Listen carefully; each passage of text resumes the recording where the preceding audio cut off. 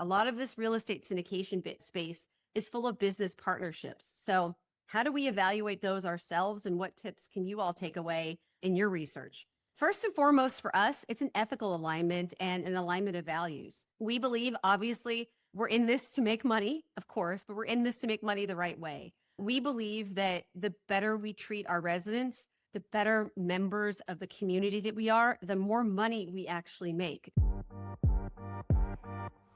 Welcome to the Secrets to Abundant Living podcast. Your guide on this journey is Amy Sylvis, ready to unlock the keys to a life of true abundance. We're diving into everything from financial freedom and optimal health to meaningful relationships, geographic freedom, and everything in between. It's about creating a life rich in experiences, purpose, and joy. Get ready for empowering conversations, expert insights, and real-life stories that inspire you to live abundantly. If you're ready for the secrets to an abundant life, hit that subscribe button now, and let's get started. Secrets to Abundant Living podcast community. Hello, welcome back to another episode of the podcast. I'm so excited to talk to you all today. I'm always excited, but I just got back from the Dallas-Fort Worth area where I was meeting with some of my business partners, spent several days touring the 8-property portfolio that Sylvis Capital has in Dallas, almost $300 million in assets and 1,900 doors, so 1,900 families that we get the privilege of stewarding. So I'm full of energy. I'm excited. And yeah, it was just such a great trip. So many great things are happening in the DFW area. It's a strong economy, lots of positive net migration to the area, growth, all the good things. So for those of you, I got excited. I didn't even introduce myself. For those of you who don't know me, I am Amy Sylvis. I am the founder and CEO of Sylvis Capital. And why am I talking about apartments? That's because we connect investors to large commercial real estate, hands-off investing opportunities in exciting markets throughout the United States that are growing and generate cash flow and appreciation. So we at the podcast, if you're new, we believe that hands-off income can be a powerful vehicle, not a destination, but a powerful vehicle to living life on your terms, doing what you want, when you want, where you want, with whom you want, for however long you want. And hands-off real estate can be a great vehicle to get there. So what's our topic for today? I was thinking about what this topic should be. And in these solo episodes, we tend to focus on real estate itself or vehicles that can help us get to that financial independence that we are all looking for. And I wanted to really open the door, reveal what it's like to evaluate a real estate investment opportunity. So what does that look like? What do we look like, or what do we look at Sylvis Capital that's brought us so much success in investing in picking these really strong hands-off apartment investment opportunities? So I'm going to give you all the 3 steps that we use that you can utilize yourself to pick great investment opportunities, do your due diligence, and understand how the pros look at these investments so you can be armed and make great decisions yourself. Okay, so let's go behind the scenes. Let's really take a look. And hey, I don't want this to be boring. I don't want to drag on and on about data and statistics, but keep in mind, this is an insider's view to how the pros, the experienced folks, the folks who've gotten great results do this. So I'm excited to empower you all. The 3-step system that we use at Sylvis Capital is first looking at the market.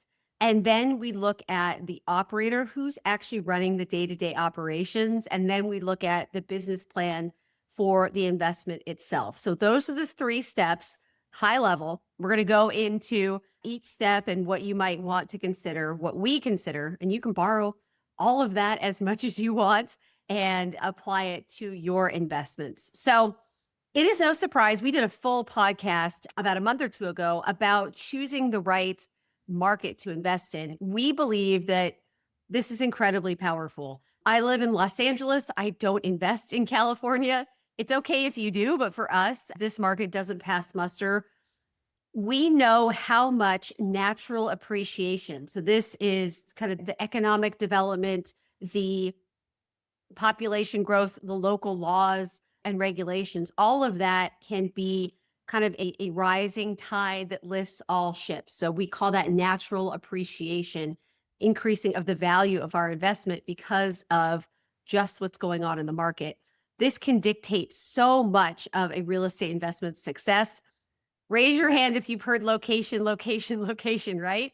But we start off here before we even look at a property, before we even look at who we're going to partner with on the operation side of an investment. We take a good hard look at the market. So if you haven't listened to the podcast, the episode a few weeks ago, we're going to give you a brief overview, a brief toolkit that you can use of some of the metrics that we look at. Population growth, and we look at this especially compared to the overall United States average, job growth, unemployment rate, again, taking a look at this compared to the average United States overall metrics, household formation numbers, and then of course, state and local laws like rent control and eviction timelines. Rent control can be tricky. We understand the reason and the rationale for it. We want everyone to be able to afford housing. But as investors, especially in times where inflation is high and PS, high inflation is likely coming back, it can be really tough to have the government dictate how much you can increase your rents when expenses are rising due to inflation. And then eviction timelines. There are some areas that, even though they don't have rent control, they don't have eviction moratoriums, it can still take quite a long time, like Los Angeles, parts of Atlanta. There are different areas of the country where evicting a non-paying tenant can take a long time. As investors, that's a tough one. Again, some people fall on hard times. We want to help people. We work with nonprofits. We give ourselves as investors to be able to help people who are in economic distress. On the other end, we still have taxes, insurance, and mortgage to pay. So we have to really think critically about the areas in which we invest and how fair and balanced the laws are. Another tip that I love when evaluating a market is looking at and getting to know the local economic development committee and understanding what they have planned for the area. Is there state and local or even federal investment in infrastructure? Are there incentives to bring jobs to an area? Are there conversations with different companies to bring jobs to the area in the near future? All of that's really, really important. And the local chamber of commerce can give you insight into what it's like to do business in a certain area as well. So that is a brief high-level overview, but again, I just want to enforce to you, just because you live in an area, that doesn't mean it's the best place for you to invest. It may be, but what we love about what we do specifically at Sylvis Capital is folks are empowered to invest where it makes sense and live where they want. And sometimes those two things aren't connected, and that's perfectly fine. You can make that choice, do your research, and choose the best market to invest in. So these are our hard-earned dollars. We want them to go and have these dollars make babies, right? Grow. We want them to be treated well. So that's what I always think of when I'm choosing a market and doing market research is, gosh, how will my money be treated with these state and local laws? And what type of economic and population development are we seeing in a given market? Okay, so number one, we took care of that market research. First and foremost, let's make sure we're investing in strong markets. We call them emerging markets throughout the United States. The second one is, who are we partnering with? Of course, if you're buying your own single family home, you're probably partnering with yourself, or maybe you've got one business partner. In our world of what is called real estate syndication, where we buy large commercial real estate, whether that's apartment buildings, flex industrial, we pool money together with investors, right? We invest with folks who are busy professionals earning great money at their job, and they don't necessarily have the time to operate a real estate business on their own. So they invest in a hands-off way alongside of us where we do the work. We like to say we manage the tenants, termites, and toilets. Maybe not as sophisticated of a catchphrase, but it's true. A lot of folks aren't interested in dealing with that or have dealt with that in the past and realized oh, I thought I was investing in real estate. I was diversifying and oopsie, I just created another job for myself. I'm busy enough raising my kids, enjoying my family, and being successful in my career. I don't need another job managing real estate. So when we pool money together in this real estate syndication space, our limited partners, you can think of them as the passengers on the airplane. They are the limited partners. They're not involved in the flying. They're not talking to air traffic control. They didn't go to years and years of schooling to become a pilot, but we as the general partners are the pilots. We are flying the plane for our limited partners. We're actively involved in everything to make the investment sing, as we say, make it treat our residents well, provide them with great homes that are safe and clean, and be great members of the surrounding community, and all of those great things. We do those day-to-day operations just like a pilot on a plane. So we're the general partners. We're flying the real estate syndication plane, and then our partners are passively investing, and we're just flying them to the destination of cashing quarterly cash flow checks and then appreciation when it's finally time to sell when we get to our destination. Hopefully that makes sense. So how do you know who you're partnering with? How do you evaluate those types of folks to know who you're partnering with? Who are your pilots? So a few suggestions, a few things we look at with Sylvis Capital, because as we partner with great folks who are operators, we operate together. A lot of this real estate syndication space is full of business partnerships. So how do we evaluate those ourselves, and what tips can you all take away in your research? First and foremost for us, it's an ethical alignment and an alignment of values. We believe, obviously, we're in this to make money, of course, but we're in this to make money the right way. We believe that the better we treat our residents, the better members of the community that we are, the more money we actually make. So this notion that we have to be slumlords or treat our residents poorly or scrimp on taking care of them, completely false. Treating residents well and making money in the real estate investing space, we believe, are inextricably linked. So do our business partners share those values? I would suggest that you do that research with folks that you're investing alongside with too. Your pilots that are flying your real estate syndication plane, are they aligned with you in terms of values? Do they also believe that we're in this to not just make money, but be good members of the community and treat residents as they should be treated, which is really well, and be attentive to their needs? So that is first and foremost on our personal checklist. Then we like to know, hey, have these operators done this sort of investment before? Have they done this type of project before? Because the reality is, in the real estate space, there are lots of different types of projects we can invest in.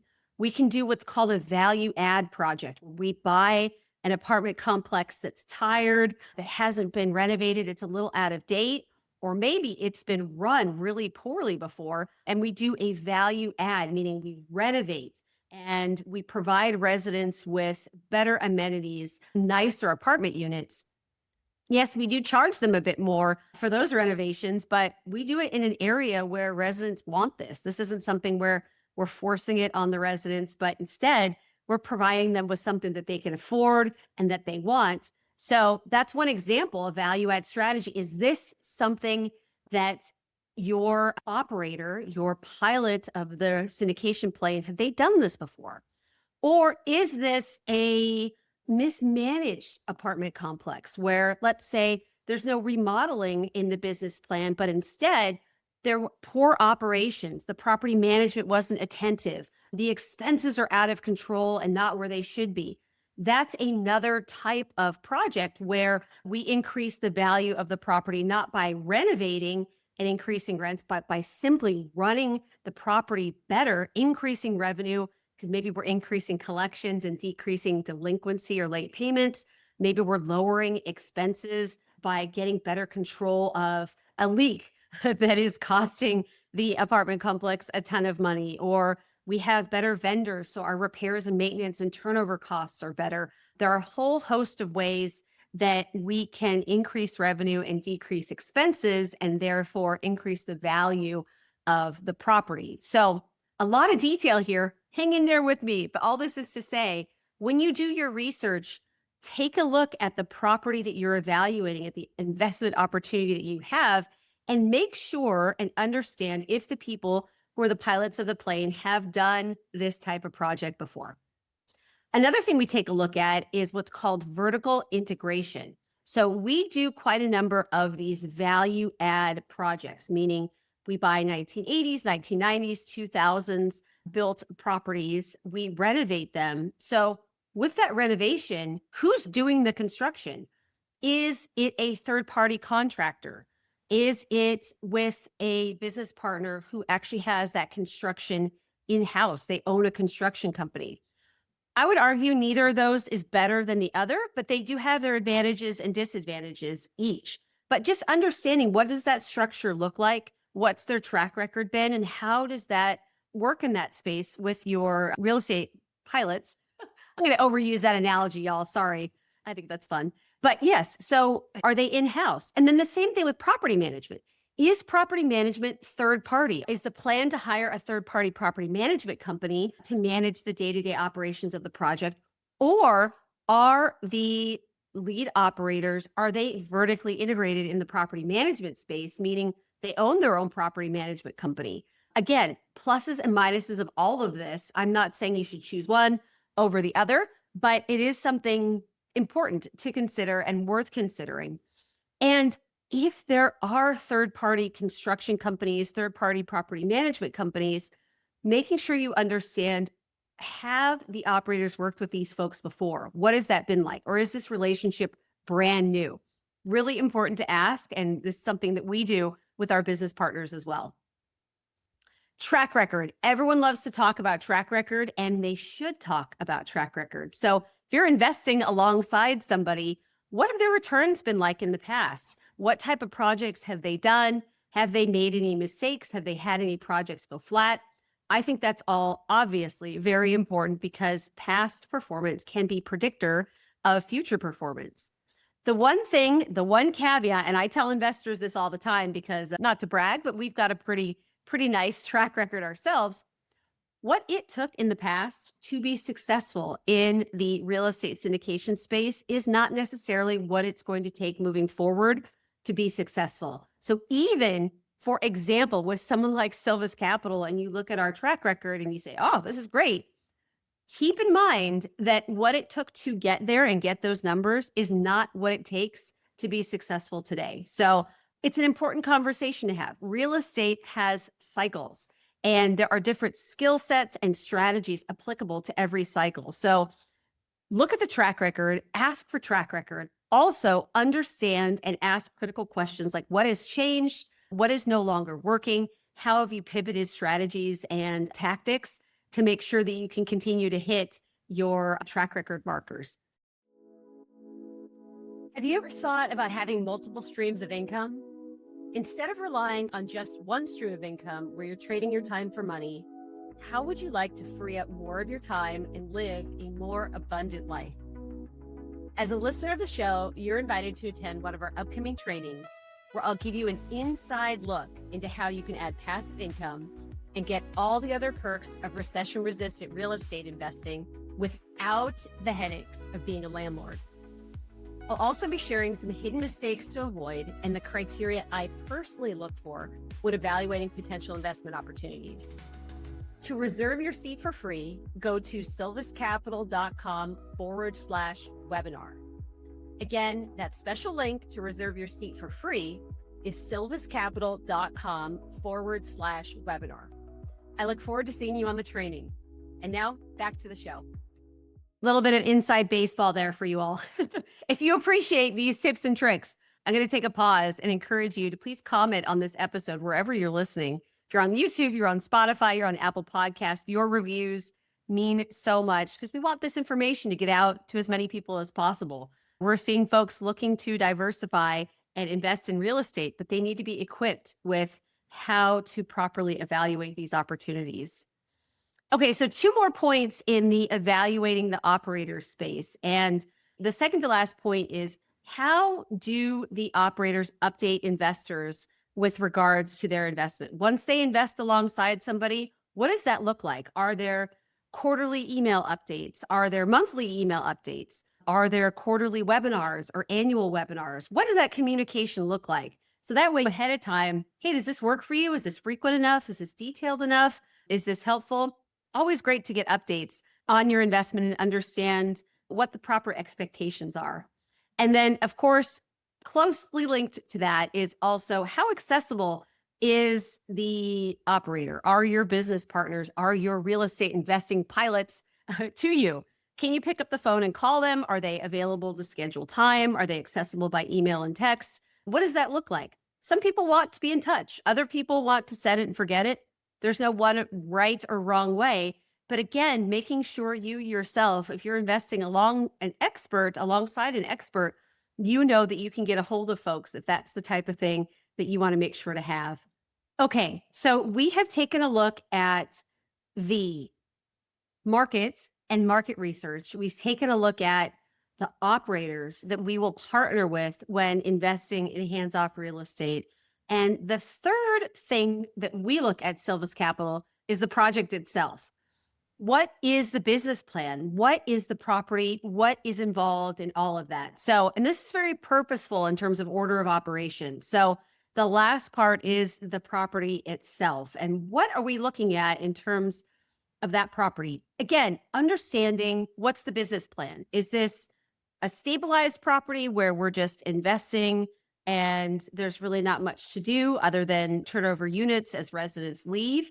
Is this a value add plan? Are we going to be doing construction and renovating and going through that process for a couple of years?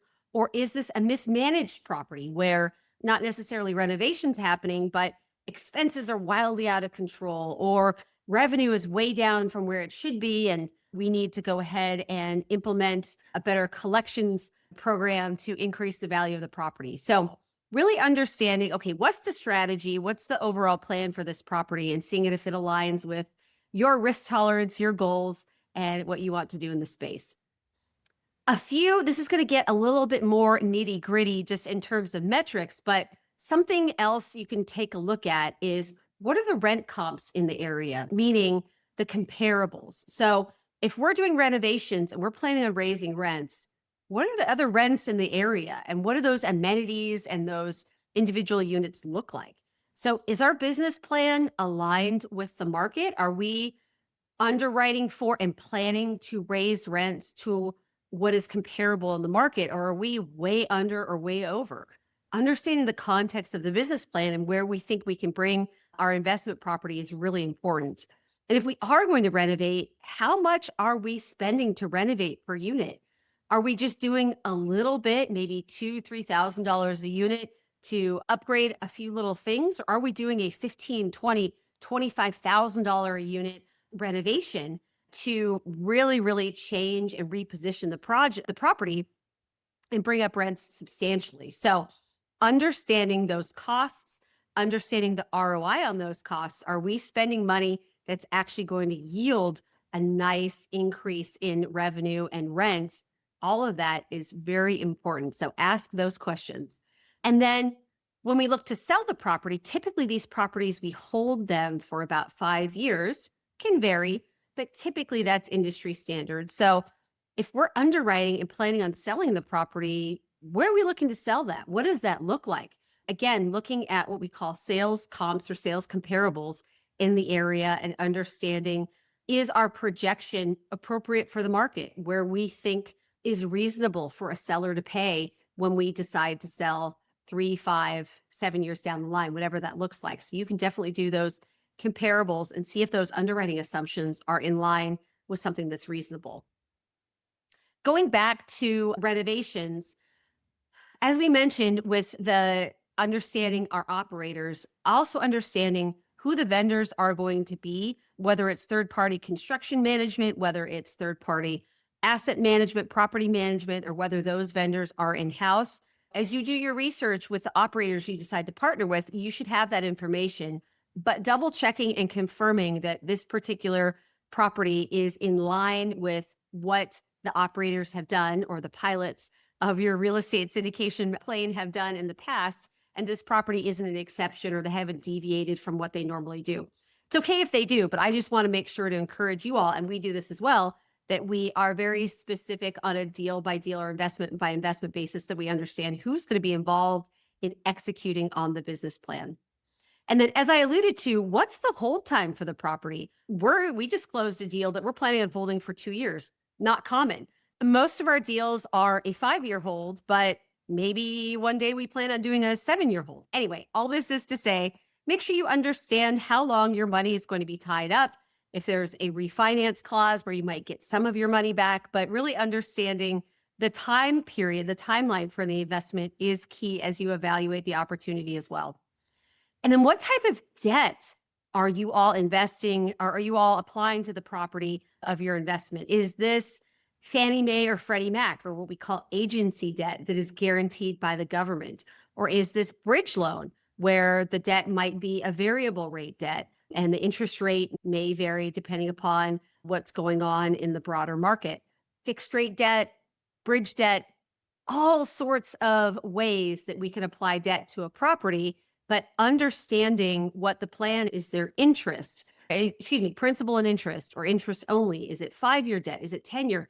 Is it 2-year debt? Are there rate caps? I'm throwing a lot of things at you all. This is not meant to be a complete and comprehensive soup to nuts how to evaluate a deal, but I just want to give you all some variables that you can take into consideration to ask questions. Because again, this space is not a you should do this, this is right, this is wrong. This is rather understanding the choices that can be made, what the pluses and minuses are, what the benefits and risks are, and putting that all together to see if it's a fit for you as an investor. In that vein, when we understand what type of debt there is, let's also understand some of our fixed costs, like our uncontrollables, like taxes and insurance. So what does that look like? When we underwrite, when we're looking at property taxes, are we assuming that property taxes are going to go up? If we don't, do we really understand how property taxes are assessed?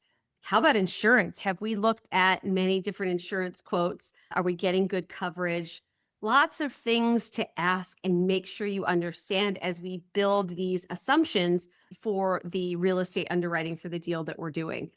It might sound overwhelming. This is all something you have the ability to learn and investigate and evaluate, I promise you. And it's all really important, but you can do it. I think that's really the bottom line that I want you all to hear and understand is you are capable. I think there's a lot in the media, maybe even from traditional Wall Street, that wants to make you think that this is beyond anything you could possibly understand. And if you aren't part of the mega wealthy, or you haven't gone to school to study all of this for years and years and years, you're not capable. But quite the contrary, you absolutely are.